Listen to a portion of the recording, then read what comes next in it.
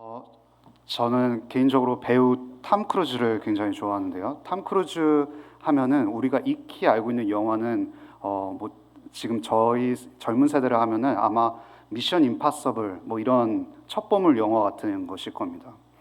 저는 이제 그런 미션 임파서블 같은 영화로 탐 크루즈에게 입문해서 사실상 가장 탐 크루즈에게 반했던 영화는 1996년에 개봉했던 제리 맥과이어라는 영화였습니다. 성도님들 중에서도 제리 맥과이어라는 영화를 보시면 굉장히 탐 크루즈의 아름다운 외모와 또 그의 연기력에 반하실 것 같은데요. 그 영화의 등장 인물은 두 명입니다. 주요 주인공이 두 명인데 탐 크루즈와 여배우는 르네 젤 위거라는 배우입니다. 이 영화는 스포츠 매니지먼트라는 주제를 담고 있습니다. 즉 스포츠 중개인들을 가리키는 것이죠. 요즘 우리나라 한국 선수들이 축구 이적 시장에서 굉장히 핫한데 그 속에서 축구 중개인의 역할이 굉장히 중요합니다. 바로 축구 중개인 역을 맡은 것이 주인공인 탐 크루즈입니다. 그는 굉장히 성공 가도를 잘 질주하고 있었습니다. 그런데 그의 마음속에 어느덧 이 선수들을 단순히 상품이 아니라 인격적으로 대해야겠다는 마음이 든 겁니다. 굉장히 좋은 마음이죠. 그런데 사실상 산업에서는 그러한 좋은 마음을 좋아할 리가 없습니다. 그래서 탐 크루즈는 좋은 환경 속에서 일하다가 해고를 당하게 됩니다. 어찌 보면 그에게 광야가 인생에서 찾아온 것이죠. 그때 광야의 한가운데서 찾아온 인물이 바로 여배우 르네 젤 위거였습니다. 르네 젤 위거는 탐 크루즈를 짝사랑했던 인물이었습니다. 두 인물은 자연스러운 수순으로 서로 좋아하게 되고 또 이제 서로 결혼하게 됩니다. 그런데 이제 그 정말 꿈만 같을 것 같은 결혼 생활 속에서도 위기가 찾아오게 됩니다. 그래서 둘은 별거를 선택하게 됩니다. 그러면서 이제 탐 크루즈는 이제 아내의 빈자리를 굉장히 느끼게 됩니다. 예전에는 당연했던 것 같은 아내와의 교제가 이제는 실종되어 버린 것이죠. 그러면서 이제 탐 크루즈는 낯선 세계에만 빠진 것 같습니다. 고난을 겪게 된 것이죠. 아내와의 누리는 정말 귀중한 교제가 사라진 이 낯선 세계 속에서 자기가 어떻게 살아야 될지 방황하게 됩니다. 그런데 뜻밖에도 이렇게 낯선 세계 속에서 탐 크루즈에게 하나 좋은 일이 일어났습니다. 바로 그가 스포츠 매니지먼트한 한 과정 자체가 성공적으로 마무리가 된 것이죠. 대박을 쳤습니다. 그런데 이상하게 탐 크루즈는 대박을 치면 기분이 되게 좋을 줄 알았는데 마음 한구석이 너무나도 허전했습니다. 2%가 부족했습니다. 왜 그랬을까요? 바로 그가 아직 낯선 세계 속에 있었던 것입니다. 아내가 함께하지 않았기 때문에 이 기쁨을 누릴 수 없었던 것이죠. 그래서 탐 크루즈는 아내에게 찾아갑니다. 사실상 그 아내가 영화 마지막 그 장면 속에서 어떻게 그려지냐면 이제 아내와 아내의 친구들의 모임이 있었습니다. 근데 그 모임이 이제 자기 친들의 남편을 뒷담하는 그러한 자리에 있었습니다. 그런데 이제 탐 크루즈가 아내 르네 젤 위거에게 다가옵니다. 다가오면서 르네 젤 위거에게 이렇게 말합니다. 나는 대박을 쳤어. 나는 사업에 성공했어. 그런데 행복하지가 않아. 이러면서 이걸 영어로 it wasn't complete 이렇게 표현을 합니다. 그러면서 나는 이 성공을 누렸지만 당신과 나눌 수 없었기 때문에 행복하지 않아 이렇게 고백을 합니다. 그러면서 탐 크루즈의 명대사가 하나 나옵니다. You complete me. 너가 날 완성시켜라는 겁니다. 아무리 사업에 대박을 쳐도 그 낯선 세계 속에서 아내 르네 젤 위거가 없다면 내 인생은 행복의 완성이 될 수 없다라는 것이죠.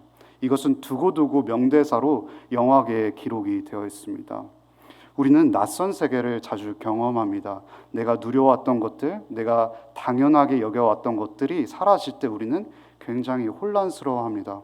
요나 또한 오늘 본문 속에서 낯선 세계를 경험합니다.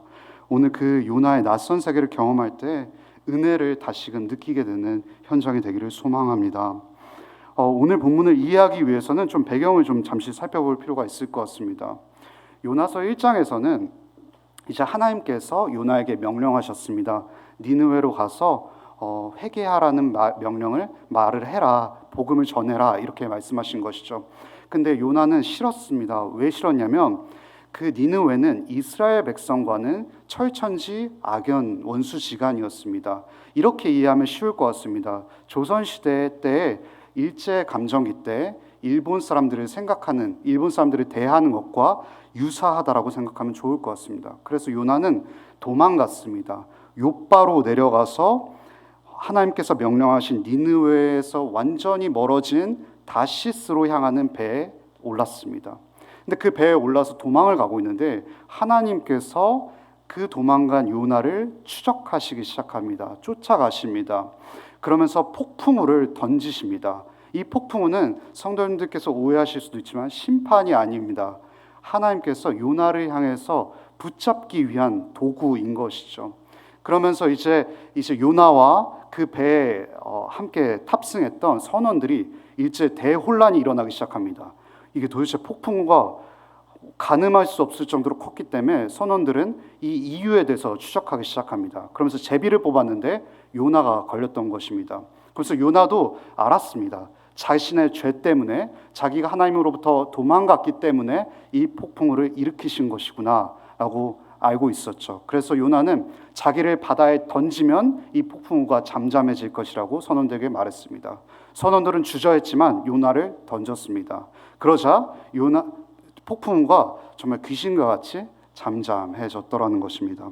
그러면서 이제 요나는 그 바다에 빠지고 나서 큰 물고기에게 잡힙니다. 그것이 요나서 1장 17절에 우리가 살펴볼 수 있는데요. 제가 읽어드리겠습니다. 여호와께서 이미 큰 물고기를 예비하사 요나를 삼키게 하셨으므로 요나가 밤낮 3일을 물고기 뱃속에 있으니라. 우리가 흔히 여기서 17절에서 말하는 큰 물고기를 고래로 착각하기 쉽습니다. 그런데 우리는 성경을 통해서는 이 물고기가 고래인지 또 얼마나 컸는지 확인할 수는 없습니다. 하지만 요나는 굉장히 정신없는 상황이란 것은 확신할 수 있습니다.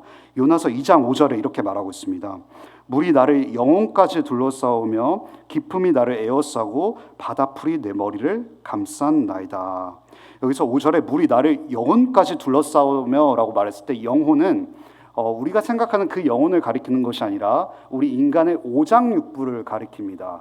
예를 들면 우리의 허파와 폐를 가리키는 것이겠죠. 이 허파와 폐에 물이 차서 이제 요나가 사경을 헤매고 있다라는 것입니다. 여기서 성도님들 중에서 바다에 빠져보신 분이 있은지 모르겠지만 빠지면 정신이 없습니다. 그래서 요나도 정말 일체 정신이 없는 상황에서 뭔가가 나를 덮친 것입니다. 아마 요나는 물고기 뱃속에서도 자기가 물고기의 뱃속에 있다는 사실을 몰랐을 확률이 굉장히 높습니다. 내가 죽을 줄만 알았는데 눈 떠보니까 뭔가 축축하고 냄새도 많이 나고 막 이러한 환경 속에 있는 것입니다. 그러니까 요나는 굉장히 정신이 없었겠죠. 그러면서 요나는 3일 밤낮으로 이제 그 물고기 뱃속에 있으면서 깨달았습니다. 아, 내가 구원받았구나. 하나님께서 폭풍으로부터 나를 건지셨구나. 바다에서 죽을 위기 속에서 나를 건져내셨구나라는 것을 깨달은 것입니다. 그러면서 감사와 찬양을 담은 기도가 바로 오늘 요나서 2장 2절부터 9절까지의 내용인 것입니다. 하나님께서 나를 구원해 주셔서 감사합니다. 구원하신 하나님을 찬양합니다라고 고백하는 시가 오늘 바로 우리가 목도하는 본문인 것이죠. 그런데 이 본문 속에서 핵심 키워드가 하나 있습니다. 바로 은혜라는 단어입니다. 은혜. 여기 요나서 2장 2절을 제가 한번 읽어드리겠습니다. 이르되 내가 받는 고난으로 말미암아 여호와께 불어 아뢰었더니 주께서 내게 대답하셨고 내가 수월의 뱃속에서 부르짖었더니 주께서 내 음성을 들으셨나이다. 요나서 2장 2절에 은혜와 관련된 단어가 바로 내 음성을 들으셨나이다 라는 표현입니다. 하나님께서 죽을 위기에 있는 나의 이러한 간구를 들으셨구나 라는 것이죠. 이게 요나서 2장 2절이 시의 첫 부분이죠. 그러면 시의 마지막 부분 요나서 2장 9절은 어떻게 되어 있을까요? 나는 감사하는 목소리로 주께 제사를 드리며 나의 선을 주께 갚겠나이다. 구원은 여호와께 속하였나이다 하니라. 여기서 은혜와 관련된 단어는 무엇일까요? 구원은 여호와께 속하였나이다 이런 것이죠.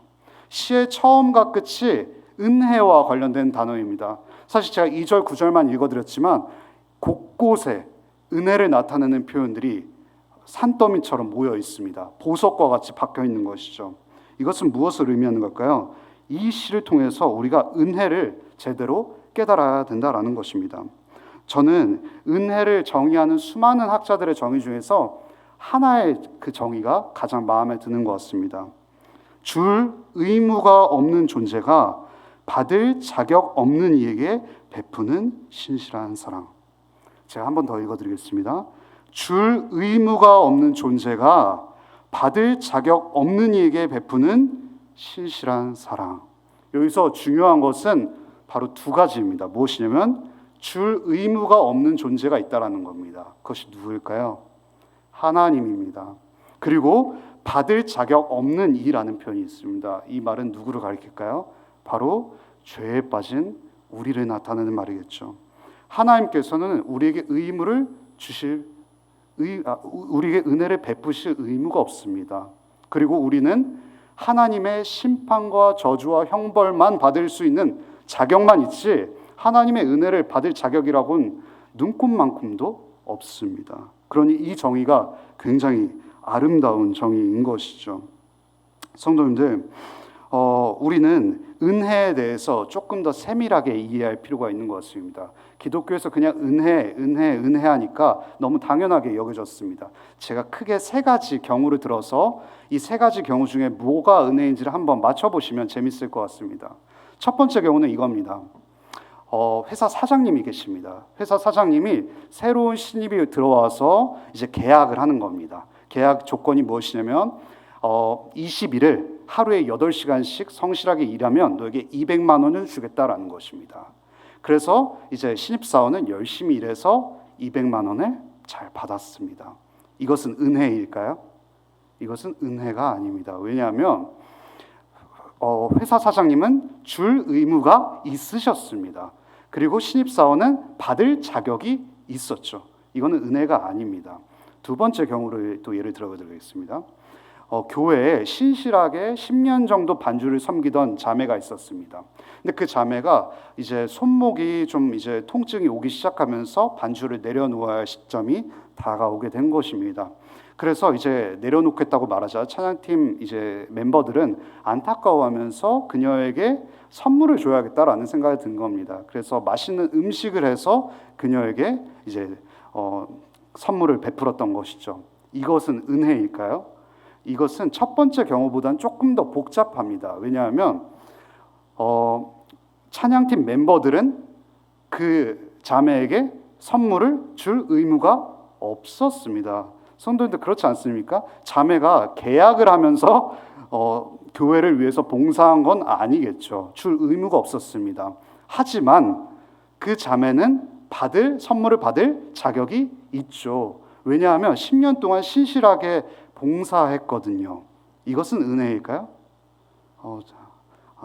놀랍게도 이것은 은혜가 아닙니다. 왜냐하면 줄 의무가 없는 사람이 받을 자격이 있는 사람에게 주었기 때문인 것이죠.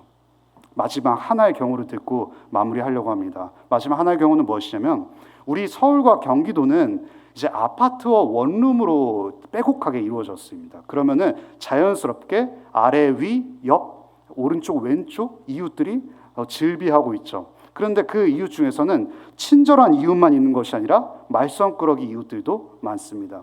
맨날 과음을 하고 소리를 치고 아내와 부부싸움을 하는 그러한 이웃들이 항시 대기하고 있습니다. 그래서 이 말썽꾸러기 이웃은 온 동네에 비난을 받곤 했습니다. 그런데 이 말썽꾸러기 이웃이 코로나에 걸려버린 것입니다. 그래서 말썽을 더 이상 부릴 수 없게 된 것이죠. 그런데 옆집에서 그 말썽꾸러기 이웃 때문에 정말 많이 고생한 이웃이 정말 그 말썽꾸러기 이웃에게 다가가서 간호해주고 음식도 차려주고 약도 가져다 주는 겁니까? 가져다 주는 것입니다. 이것은 은혜일까요? 은혜가 맞습니다. 왜냐하면 말썽꾸러기 이웃은 받을 자격이 없었거든요. 그리고 그 말썽꾸러기 이웃 때문에 고생하는 이웃은 줄 의무가 없었기 때문인 것입니다.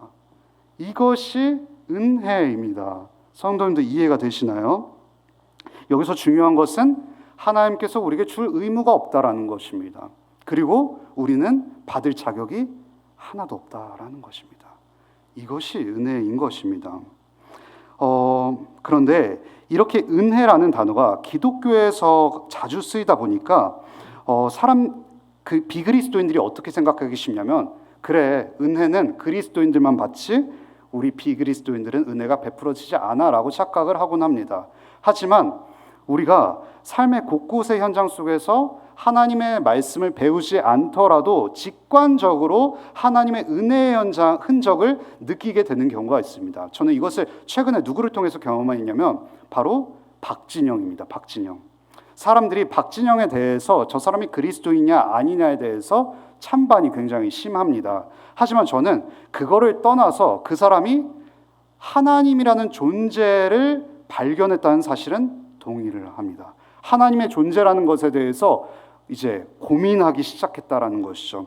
그러면서 그 사람이 하나의 자서전을 하나 썼습니다.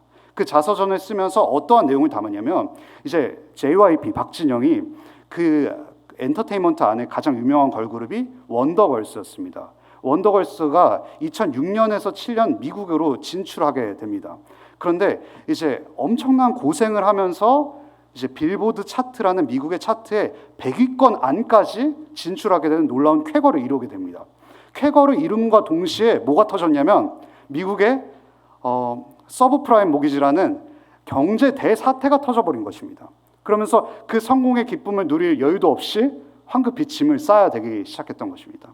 이전까지는 박진영은 어떻게 생각했냐면, 사람은 노력하면 성공하는 거야 라고 생각을 했습니다. 그런데 어떤 일이 낯선 세계가 펼쳐지자, 고난이 펼쳐지자 어떠한 것에 이르렀냐면, 사람이 노력하는 것만으로는 성공하지가 않는 것이라는 생각이 들었습니다. 그러면서 자서전에 이렇게 썼습니다. 생각해보니 운이라는 것이 인생에서 너무 큰 비중을 차지하고 있다. 그제야 나는 지금까지 이룬 성공도 운이 따라 주었기에 가능했다는 것을 깨달았다. 평화로운 대한민국에서 태어난 것, 화목한 가정에서 태어난 것, 건강한 신체와 정신을 가진 것, 예쁜 피아노 선생님을 만나 피아노를 열심히 친 것, 7살 때 미국에서 살면서 영어를 배운 것, 이렇게 표현을 했습니다. 무엇일까요? 내게 이미 주어진 것들이 너무 많다라는 것입니다. 여기 성도님들 중에서 인생의 선배님들은 다 아마 느끼시겠지만, 살면 살수록 내가 가지고 있는 것들이 내 것이 아니라는 생각이 많이 듭니다. 내가 가진 아름다움은 시간이 지나면 지날수록 나를 배신합니다. 내가 가진 것이 분명히 누군가 나에게 주어졌다라는 생각밖에 들지가 않습니다. 하나님은 그리스도인에게만 은혜를 베푸는 것이 아니라 비그리스도인에게도 은혜를 베푸는 것이죠. 그런데 그리스도인들이 자꾸 은혜에 대한 개념을 오해하는 이유가 무엇일까요? 어떠한 측면 때문에 자꾸 하나님의 은혜를 자기 주관적으로 해석하게 되는 것일까요? 이것은 우리 그 종교개혁가 칼빈 아저씨의 말을 잘 기억하면 너무나도 좋을 것 같습니다. 이런 말을 했습니다. 궁극적이고 참되며 견실한 지혜로 여겨질 지혜의 전부는 하나님을 아는 지식과 우리 자신을 아는 지식 두 부분으로 이루어진다, 이렇게 표현을 했습니다. 어려우시죠? 이 표현이 무엇이냐면, 성경의 모든 가르침들은 하나님을 아는 지식과 우리 자신을 아는 지식으로 점철되어 있다라는 표현입니다. 하나님께서 우리에게 은혜를 베푸실 의무가 없다라는 지식, 그리고 우리 자신은 하나님의 은혜를 받을 자격이 하나도 없다라는 지식을 자꾸 놓치니까 우리가 은혜를 자꾸 오해한다라는 겁니다. 예를 들면 이런 것이죠. 하나님께서 나를 착하게 대해 주셔야 돼. 하나님은 나에게 잘해 주실 의무가 있어 라는 것이죠. 그리고 나 자신에게 이러는 것입니다. 내가 그래도 교회에서 봉사도 하고 피아노도 신실하게 10년 넘게 치다 보면은 하나님께서 나에게 베풀어 주실 의무가 그래도 있지 않으실까? 나는 그래도 좀 자격이 있어 라고 우리는 생각하게 된다라는 것이죠. 은혜는 이런 것이 아닙니다. 은혜는 이 두 지식을 꽉 붙잡을 때, 이 두 지식이 계속해서 깊어질 때 우리가 하나님을 온전하게 섬길 수 있다라는 것입니다. 이 시에서 은혜가 굉장히 중요합니다. 그런데 이 시에서 우리가 두 번째 좀 단계로 넘어가면 좋을 것은 무엇이냐면 은혜의 장소가 등장을 합니다. 은혜가 도대체 어디서 펼쳐질지를 우리가 한번 살펴보면 좋을 것 같은데요. 요나서 1장 3절을 제가 한번 읽어드리도록 하겠습니다. 그러나 요나가 여호와의 얼굴을 피하려고 일어나 다시스로 도망하려 하여 욥바로 내려갔더니 마침 다시스로 가는 배를 만난지라. 여호와의 얼굴을 피하여 그들과 함께 다시스로 가려고 백삭을 주고 배에 올랐더라. 이 요나서 1, 2장에서 자주 등장하는 표현이 있습니다. 뭐냐면 내려갔다라는 표현입니다. 내려갔다. 이것은 요나가 단순히 물리적으로 내려왔다라는 것만 표현하는 것이 아니라 요나가 영적으로 추락했다 이런 표현인 것입니다. 요나가 밑바닥으로 곤두박질 쳤다 이런 표현인 것입니다. 여기서 요나서 1장 3절에 이런 표현이 있습니다. 요나가 하나님의 명령을 거역하고 욥바로 내려갔더니 이렇게 표현되어 있습니다. 이 내려갔다라는 것은 단순히 욥바로 내려갔다라는 것, 물리적 유체적으로만 내려갔다는 것이 아니라 하나님의 명령을 거절하고 영적인 상태가 내려갔다라는 것입니다. 그리고 1장 3절에 뒤에 부분에 보시면 뱃삭을 주고 배에 올랐더라 이렇게 표현이 되어 있습니다. 한글 성경에서는 배에 올랐더라라고 표현하지만 사실상 원문 성경에는 내려갔다라고 표현되어 있습니다. 뭘까요? 욥바로 내려갔다, 배에 내려갔다. 계속해서 요나의 영적인 상태가 추락하고 있다는 것을 성경은 말하고 싶은 것이죠. 요나서 1장 5절에도 이렇게 말합니다. 사공들이 두려워하여 각각 자기의 신을 부르고 또 배를 가볍게 하려고 그 가운데 물건들을 바다에 던지니라. 그러나 요나는 배 밑층에 내려가서 이렇게 말합니다. 무엇일까요? 욥바로 내려가고 배에 내려갔는데 그 배 밑부분까지 내려갔다는 것입니다. 이것은 요나의 상태가 계속해서 넘어지고 있다는 것이죠. 그러면서 오늘 본문 중 하나인 요나서 2장 6절에 내가 산의 뿌리까지 내려갔사오며 이렇게 말합니다. 뭘까요? 배 밑부분에서 이제 바다 밑부분까지 내려갔다라고 말을 하는 것입니다. 이 본문에서 요나서의 기자인 요나가 말하고 싶은 것은 무엇이냐면 내 영적인 상태가 밑바닥으로 곤두박질 쳤을 때 하나님의 은혜를 경험했다라는 것입니다.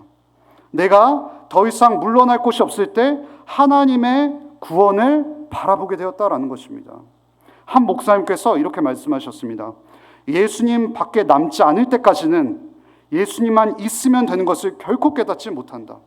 우리가 그냥 좀 괜찮을 때는, 내 삶이 평안할 때는 예수님이 나의 유일한 소망이십니다 라고 가볍게 얘기할 수 있습니다. 하지만 진짜 곤두박질 칠 때는 예수님밖에 남지 않을 때까지는 예수님만 있으면 충분하다는 것을 우리는 진짜 삶 속에서 경험하지 못하는 것입니다.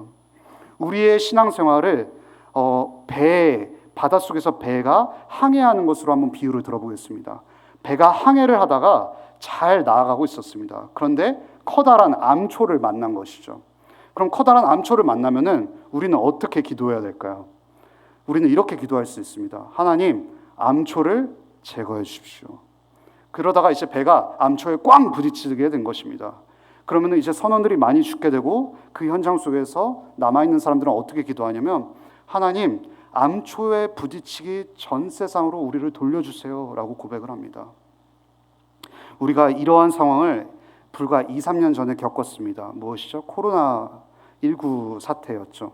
코로나19 상황 속에서 우리는 그 전까지는 예배가 너무나도 당연한 것으로 여겼습니다. 우리가 찬양하고 말씀을 듣는 것, 이것이 너무나도 자유로운 일상이었죠. 하지만 코로나라는 암초에 꽝 부딪히니까 낯선 세계가 펼쳐되었습니다. 불과 몇 년 전까지만 해도 저도 마스크를 쓰고 설교를 했고 또 현장에서 성도님들을 만나지 못하는 경우를 했습니다. 그러면서 우리는 이렇게 기도합니다. 하나님, 코로나19 이전 시대로 시간을 돌려주세요. 우리가 그렇게 자유로웠던 그때로 다시 한번 우리에게 기회를 주시면 안 됩니까? 라고 기도를 합니다.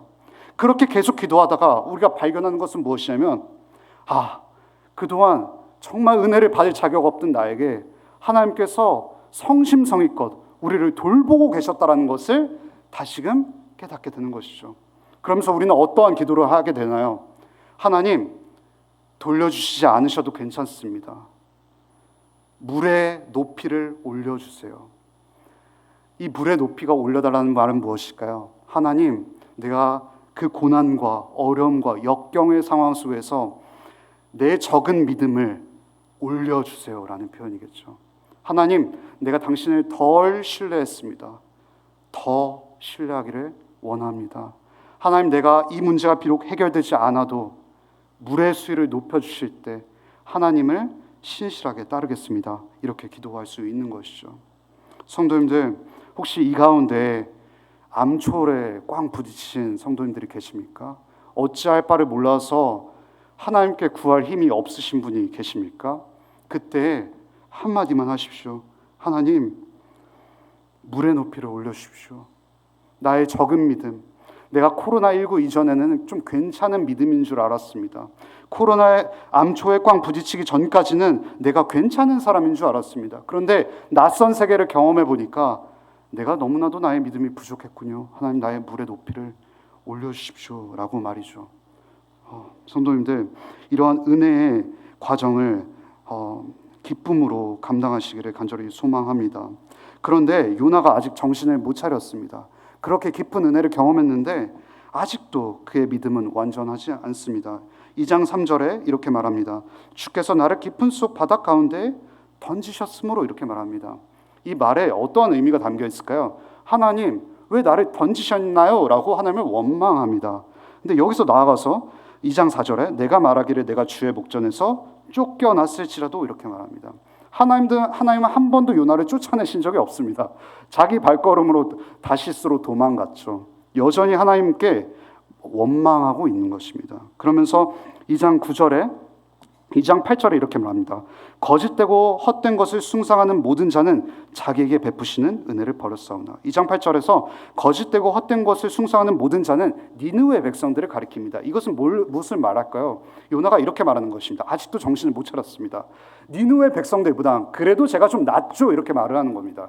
그래도 나는 이 물고기 배 속에서 하나님께 간절하게 구하지 않습니까? 라고 말하는 것이죠. 무엇일까요? 여전히 은혜를 아는 지식에 있어서 부족한 것입니다. 내가 그나마 조금 더 받을 자격이 있다라고 말을 하는 것이죠. 아직 요나는 완전한 믿음을 향해 나아가는 과정 중에 있습니다. 그의 믿음은 아직 부족합니다. 하지만 하나님께서 그에게 은혜를 베푸십니다. 2장 10절에 어떻게 말하죠? 여호와께서 그 물고기에게 말씀하시매 요나를 육지에 토하니라. 요나의 믿음이 완전해졌을 때 요나를 토해내신 것이 아니라 요나가 아직 과정 중에 있는 믿음일지라도, 부족할지라도 은혜를 베푸신 것입니다. 성도님들, 하나님은 은혜를 아는 자가 아니라 은혜를 모르는 배은망덕한 자에게 은혜를 베푸십니다. 이것이 우리에게 너무나도 기쁜 소식으로 들려지지 않으십니까?